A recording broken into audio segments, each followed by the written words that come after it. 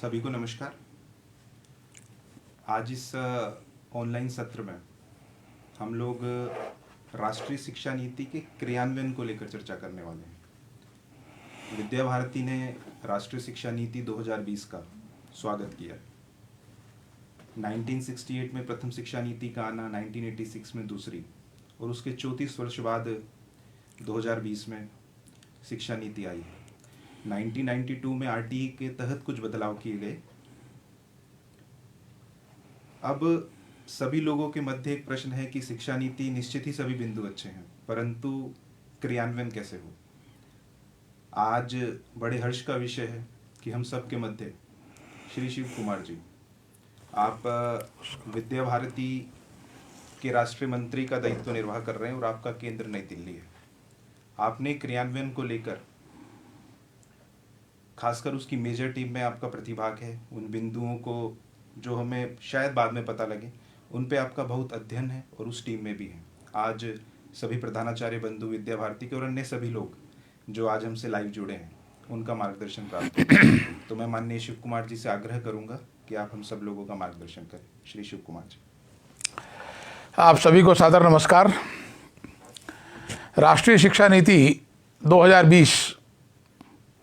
जब हम इस शब्द का प्रयोग करते हैं तो सहजता से अपने मन में एक उत्साह का संचार होता है। जिस प्रकार की शिक्षा जिस देश की होती है उसी प्रकार का समाज का निर्माण उस देश में होता है और वैसा ही उस देश का भविष्य बनता है। इसी परिकल्पना को ध्यान में रख करके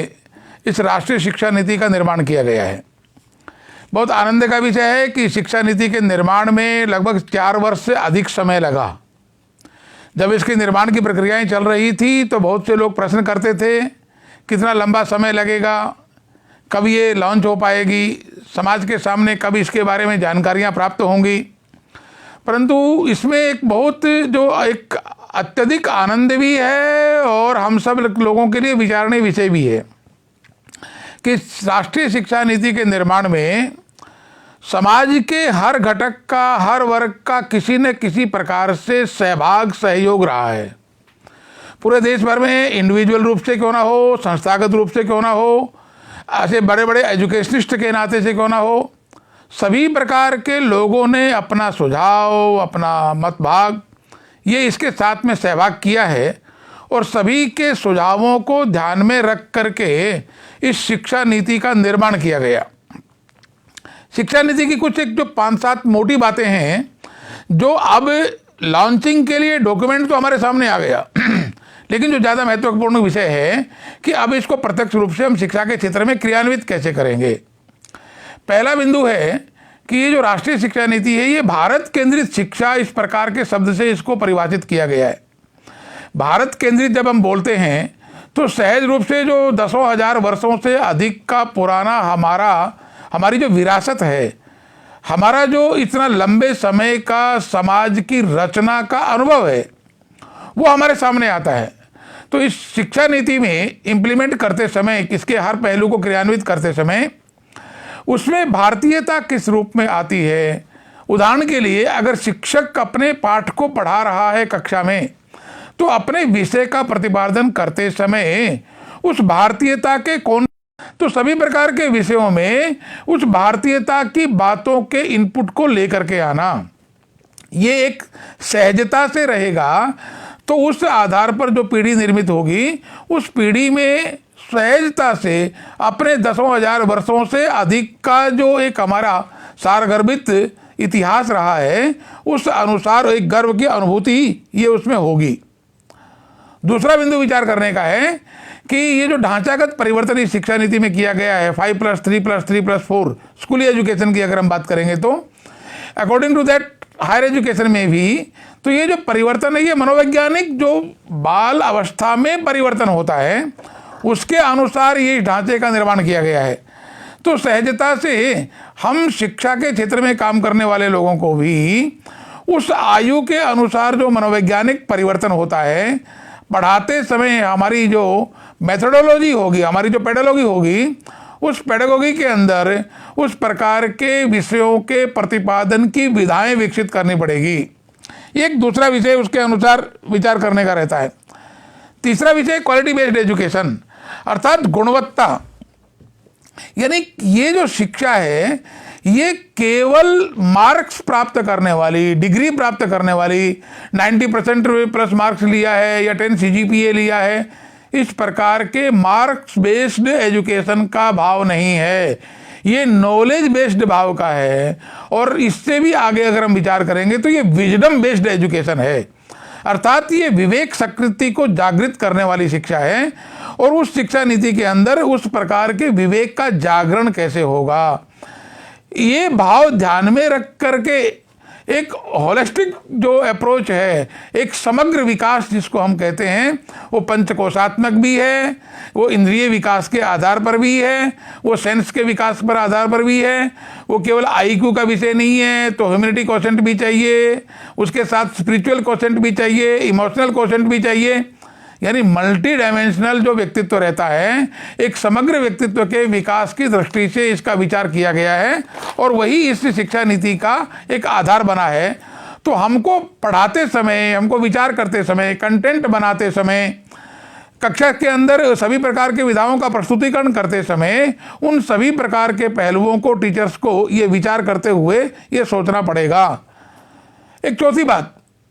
इस शिक्षा नीति का जब हम मूल्यांकन की प्रक्रिया की बात करते हैं तो 360 डिग्री एंगल मूल्यांकन होगा, इसकी बात कही गई है। अर्थात जैसे होलिस्टिक अप्रोच के आधार पर एक समग्र विकास की बात है, ऐसे ही समग्र विकास का समग्र मूल्यांकन, कंटिन्यू एंड कॉम्प्रिहेंसिव इवेल्युएशन, ये जो एक कल्पना है सतत और व्यापक मूल्यांकन, निरंतर चलने वाली प्रक्रिया, अर्थात केवल उसके ज्ञानात्मक पक्ष का विकास, ज्ञानात्मक पक्ष का मूल्यांकन केवल नहीं करेंगे, उसके भाव पक्ष का मूल्यांकन भी करना है, उसके विचार पक्ष का मूल्यांकन भी करना है, उसकी निर्णय क्षमता का मूल्यांकन भी करना है, उसकी लीडरशिप विजडम का मूल्यांकन भी करना है, वो जीवन में आने वाले चैलेंजेस को कैसे एक्सेप्ट करता है, डिनाई करता है, कंप्रोमाइज करता है या उसका प्रत्युत्तर देता है, उसके अनुसार उसकी एबिलिटी मेंटेन हो रही है कि नहीं, इसका भी मूल्यांकन करना है। अर्थात कुल मिलाकर के 360 डिग्री एंगल मूल्यांकन अर्थात समग्र मूल्यांकन की प्रक्रिया इस शिक्षा नीति का आधार बनेगी। परीक्षा मार्क्स बेस्ड एजुकेशन के आधार पर जो एक परीक्षा का एक हवा रहता है, प्रेशर रहता है, उस प्रेशर से बाहर लेकर के आना, उस प्रेशर के दबाव से बाहर लेकर के आना, और परीक्षा ये एक जॉयफुल कैसे हो सकती है, एक आनंद का विषय कैसे बन सकती है, एक सहजता से सीखने का माध्यम कैसे बन सकती है, ये इसके मूल्यांकन की प्रक्रिया का आधार रहेगा। तो सहजता से हम सब इसमें से ये ढूंढ पाएंगे कि ये परीक्षा का हवा का बिना भी बच्चे कैसे एजुकेटेड हो सकते हैं, सीख सकते हैं। एक और विषय इसमें जोड़ा गया है, वोकेशनल एजुकेशन, अर्थात कक्षा 6 ऑनवर्ड जब हम छठी क्लास से ही कुछ स्किल्स के आधार पर उसको विकसित करेंगे तो सहजता से एक बात ये ध्यान में आती है कि केवल अक्षर ज्ञान नहीं है, उसके अंदर अलग अलग प्रकार की जो स्किल्स हैं वो उसमें विकसित हो सकें। सामान्य भाषा में जिसको रोजगारोन्मुख शिक्षा कहा जाता है,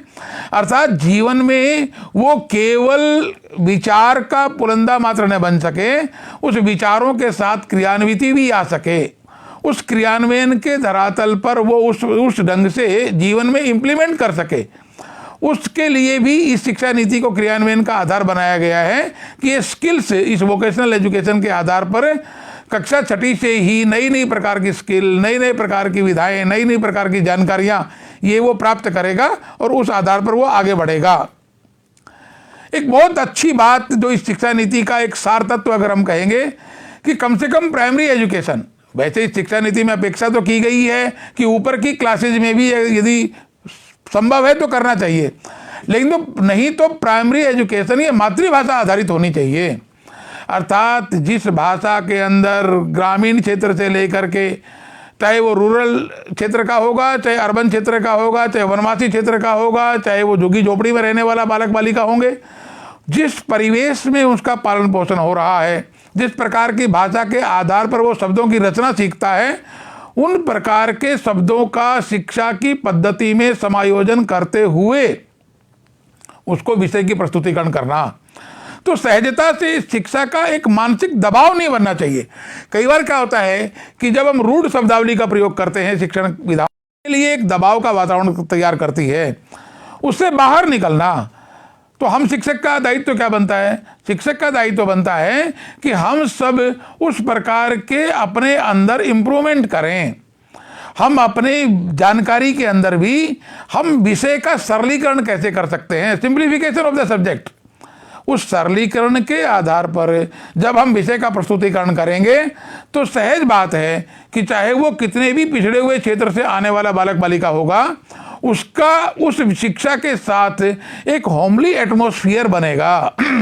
इस नाते से मातृभाषा का माध्यम, ये इसके लिए आग्रह कहा गया। और सहजता से इस आयु में जब थोड़ी सी आयु बढ़ेगी तो वो और भी अलग अलग प्रकार की विधाएं सीखेगा, परंतु इस प्राइमरी एजुकेशन के अंदर तो सहजता से इस प्रकार का इनपुट दिया जाए, ये शिक्षा नीति के अंदर आग्रहपूर्वक इसकी चर्चा की गई है। एक विषय इसमें चर्चा में आता है, इंटरडिसिप्लिनरी अप्रोच, अर्थात एक ही विषय को पढ़ाते समय हम और 5 विषयों का इनपुट कैसे दे सकते हैं। फॉर एग्जाम्पल, अगर हम मिट्टी पढ़ा रहे हैं तो मिट्टी पढ़ाते समय क्या हम एग्रीकल्चर पढ़ा सकते हैं? क्या काली मिट्टी में क्या पैदा होता है, बलवट मिट्टी में क्या पैदा होता है, दोमट मिट्टी में क्या पैदा होता है? क्या हम मिट्टी का विज्ञान पक्ष भी पढ़ा सकते हैं? क्या कौन सी मिट्टी में कितनी मात्रा में नाइट्रोजन होती है, कौन सी मिट्टी में कितनी मात्रा में फास्फोरस होता है? ये विषय हमें इसके लिए क्रियान्वयन करने के लिए अपने जो शिक्षक वृंद हैं उसकी तैयारी ठीक करनी पड़ेगी, उनको उस ढंग से अपडेट करना पड़ेगा, अपग्रेड करना पड़ेगा, तभी हम वो ठीक ईमानदारी के साथ उसका क्रियान्वयन कर पाएंगे। अर्थात एक ही विषय को पढ़ाते समय बार बार विषय चर्चा में आता है, बस्ते का बोझ बढ़ता जा रहा है, जितनी कुल बच्चे का वेट नहीं होता उससे ज़्यादा वो बड़ा बोझा लेकर के बस्ते को लेकर के जा रहा है स्कूल में, क्योंकि हर विषय के लिए 25 प्रकार की किताबें, 25 प्रकार की वर्कबुक, 25 प्रकार की होमबुक्स ये इस प्रकार के डाल दिए गए हैं।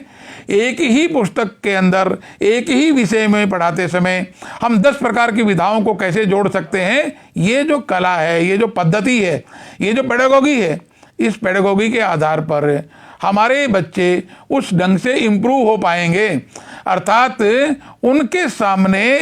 एक कम दबाव के अंदर एक अच्छी शिक्षा, एक गुणवत्तापरक शिक्षा ये दे सकने की स्थिति बन सकेगी। एक और बात इसके साथ में जुड़ी हुई है कि इस शिक्षा का जो क्रियान्वयन है स्टेप बाय स्टेप होने वाला है। अभी 1 अप्रैल 2021 से जो प्रारंभिक अवस्था है, जो 5+3+3+4 जो कहा गया, उसका जो फाउंडेशनल पार्ट है, यानी प्री प्राइमरी जिसको हम कभी कहते थे, एक्चुअल में वो प्री प्राइमरी शब्द उसके लिए उपयुक्त नहीं है। विद्या भारती की भाषा में हम जिसको शिशु वाटिका कहते हैं, अभी तक वो 2 वर्ष की थी हमारी पद्धति के अंदर, लेकिन अभी 3 वर्ष से 4, 4 से 5 और 5 से 6, अर्थात 3 वर्ष के आधार पर उसके पाठ्यक्रम को निर्माण करना, उसके पढ़ाने की पद्धतियों को निर्माण करना, उसके आधार पर उसके क्रियान्वयन के पहलू निर्माण करना और उस आधार पर अपने टीचर्स की ट्रेनिंग करना, ये सभी प्रकार के चारों विषय ये हमारे क्रियान्वयन का आधार बनेंगे। 1 अप्रैल 2021 से ये क्रियान्वित प्रारंभ हो जाएगा, तो सहजता से इस अवस्था के अंदर सबसे पहले हमें इस विषय को अडॉप्ट करते हुए 1 अप्रैल 2021 से ECC early childhood care education, इसमें एक और बात विचार करने की है। इसका एक बहुत बड़ा जो प्रतिभाग है वो अभिभावकों के साथ जुड़ा हुआ है। माताओं का प्रशिक्षण, माता पिता जो घर के ऐसे बड़े बुजुर्ग हैं, ऐसे सब लोग हैं, यानी अभिभावक का जो प्रशिक्षण है, पेरेंटल गाइडेंस जो है, ये एक बहुत बड़ा महत्वपूर्ण विषय इस अर्ली चाइल्डहुड केयर एजुकेशन का बनने वाला है। इस नाते से उसके लिए भी अपनी तैयारी ये हमें प्रारंभ करनी पड़ेगी। 2022 1 अप्रैल से पहली क्लास, तीसरी क्लास, छठी और 9वीं इसकी पुस्तकें सामने आ जाएंगी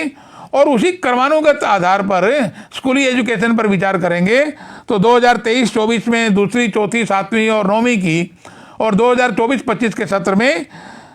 5वीं, 8वीं, 11वीं और 12वीं की, अर्थात 2021-22, 22-23, 23-24 और 24-25 इन 4 वर्षों के अंदर स्कूली एजुकेशन की शिक्षा का एक कंप्लीट जो फॉर्मेशन है वो इम्प्लीमेंट की स्थिति में आ जाएगा। मेरा आप सभी जो शिक्षक वृंद हैं, जो प्रधानाचार्य हैं, शिक्षा के साथ जुड़े हुए जो और एडमिनिस्ट्रेशन के लोग हैं, उन सब से निवेदन रहेगा कि हम कंटेंट के आधार पर, शिक्षा नीति के अंदर जो अपेक्षाएं की गई हैं उसके आधार पर हम सामग्री का निर्माण करना, अपने टीचर्स को अपडेट और अपग्रेड करते हुए उनके प्रशिक्षण की विधाएं विकसित करना,